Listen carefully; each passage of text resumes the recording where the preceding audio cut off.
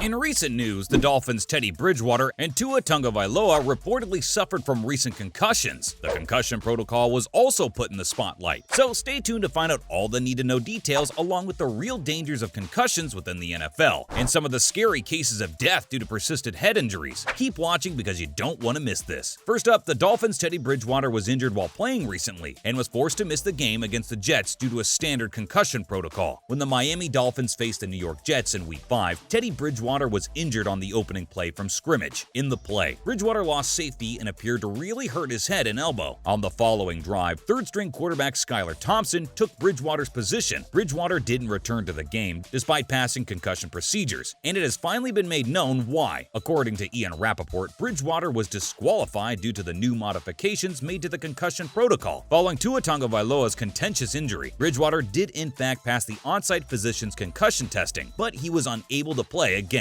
because of the modifications made to the protocols. The Dolphins decided to play it cautious and bench Bridgewater after a spotter at the game said he shouldn't come back. Although Bridgewater could not return to the game, the fact that he doesn't appear to have suffered a concussion is a real positive. Bridgewater suffered 2 concussions while playing for the Denver Broncos last season, so it would be concerning if he experienced another one so quickly. In Week 1, Teddy Bridgewater only made 1 play for the Dolphins. After that, Thompson filled in at center. Now, speaking of the Dolphins, Tua Tagovailoa, the injured Dolphins quarterback, is in good spirits after he left the hospital. Tua Tagovailoa, the Miami quarterback who sustained a concussion in the Dolphins' loss to the Bengals, was released from a Cincinnati hospital not too long ago and is now allegedly back in Florida and in excellent spirits after being knocked to the ground by Bengals defensive tackle Josh Tupou, who stands at a huge 6 feet 3 inches tall and weighs 340 pounds. He is due to get an MRI and has been protecting his neck by wearing a brace. A source told online sources that he has a concussion, but preliminary testing did not find any structural damage. He never lost feeling in his extremities, which is wonderful news. Speaking to him following the accident, he was still experiencing some headaches. According to head coach Mike McDaniel, Tagovailoa's return is not subject to a timeline. McDaniel made his remarks as he and the team physicians came under fire for allowing Tagovailoa to play just 4 days after it looked like he had suffered a head injury during their victory over Buffalo and Miami. After the hit, Tagovailoa wasn't given a concussion diagnosis. Instead, he and the team claim he worsened a back problem. When asked if Tagovailoa would return this season, McDaniel once more refrained from providing a timeline. "Even thinking about it makes me feel irresponsible," he said. "As you can see, this is a very serious issue, especially persistent concussions, so hopefully Tagovailoa and Bridgewater can heal without sustaining major lifelong damages." Speaking of Tagovailoa and how he potentially could have suffered a concussion, this had us thinking about how serious these can be and what they can lead to. Did you know that players are dying from having consistent concussions? Take a look. The progressive brain disorder known as chronic traumatic encephalopathy, CTE, is thought to be brought on by repeated head trauma and concussions. Sports that involve contact like American football or boxing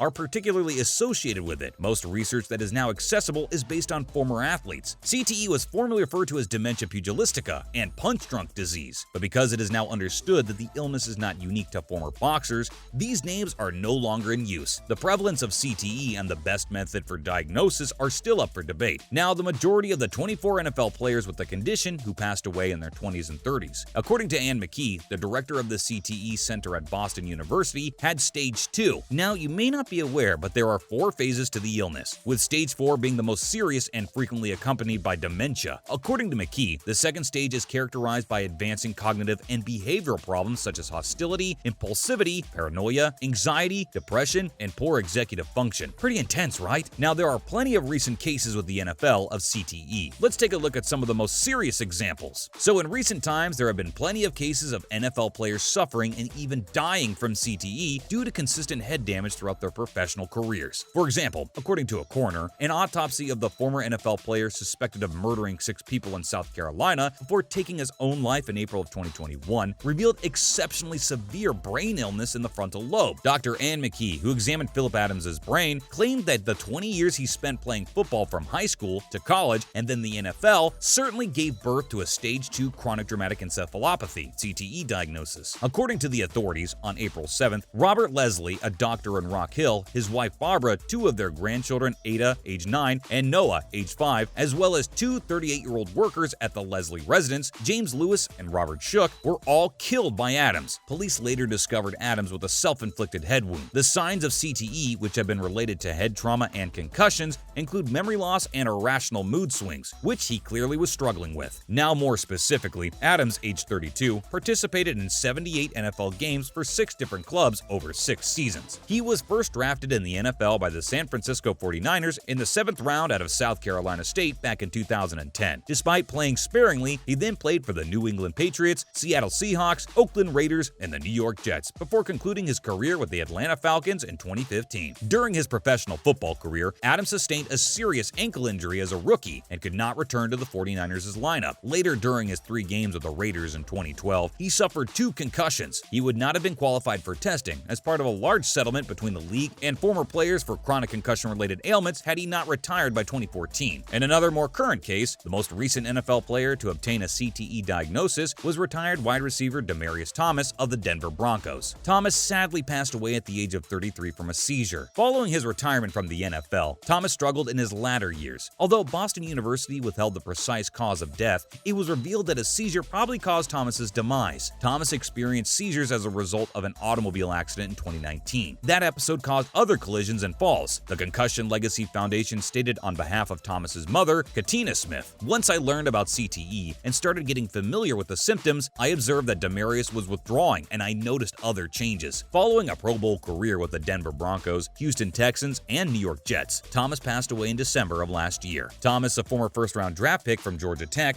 who had 5 straight 1,000-yard receiving seasons and won a Super Bowl while catching passes from Peyton Manning, set a Super Bowl record with 13 receptions in a Super Bowl loss to the Seattle Seahawks. Thomas also had 5 consecutive 1,000-yard receiving seasons. He completed his career with 724 receptions for 9,763 yards and 63 touchdowns. Finally, according to a 2017 study, CTE in various stages was present in 99% of the NFL players' tested brains. As you can see, this is a very serious and common occurrence. For example, former athletes Ken Stabler, Aaron Hernandez, Ray Easterling, Junior Seau, and John Mackey are among those who have been diagnosed with CTE. According to the Boston University School of Medicine's study on brain injuries, 33 of the 34 players who were evaluated after death showed symptoms of CTE. That includes Jovan Belcher, who passed away by suicide like Seau, Dave Dwerson, and Easterling. Furthermore, Philip Adams, Colt Brennan, Dwight Clark, Lou Creekmer, Frank Gifford, Chris Henry, Vincent Jackson, Terry Long, Ollie Matson, Earl Morrall, Tommy Nobis, and Bubba are other former athletes whose post-mortem exams indicated CTE. As you can see, this is a real disease that current and former NFL stars are suffering from, even dying, which makes you wonder, is it really all that worth it? Should more safety precautions be put in place for the players? And there you have it, everything you need to know about the Dolphins and how some of these players have recently suffered concussions and what happened following this. We also touched on the seriousness of concussions that many people may be unaware of. Now, make sure to let us know your thoughts down below. Did you know concussions within the NFL were so prominent and dangerous? Do you think further safety protocols should be put in place? Let us know, and as always, thanks for watching.